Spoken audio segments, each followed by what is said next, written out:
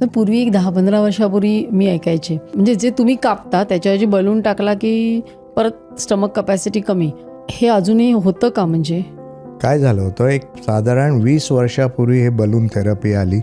नवीन नवीन टाईपचे बलून्स आले, नुसते पाण्यावाटे घेण्याचे बलून्स आले, आतमध्ये जाऊन ऑटोमॅटिकली फुगतात. सर्व आहे सर्जरी, तात्पुरतं वजनही थोडं कमी होतं. पण बेसिकली काय आहे की जो मी मगाशी म्हटल्याप्रमाणे तो जो ग्रेलिन हॉर्मोन आहे त्याला ट्रीटमेंट होत नाही बलूनने, कळलं की नाही. त्यामुळे भूक प्रचंड आहे पण पोटात बलून असल्यामुळे खाऊ नाही शकत. मग हे फाईट सुरू होतं. चिडचिड होईल मग. हो, नॅचरल आहे ना, की मला भूक लागली आहे, मला जेवण द्या, पण मी नाही खाऊ शकत. मग मला उलट्या होतात, मग मला इथे काहीतरी फुगीरसारखं वाटतं.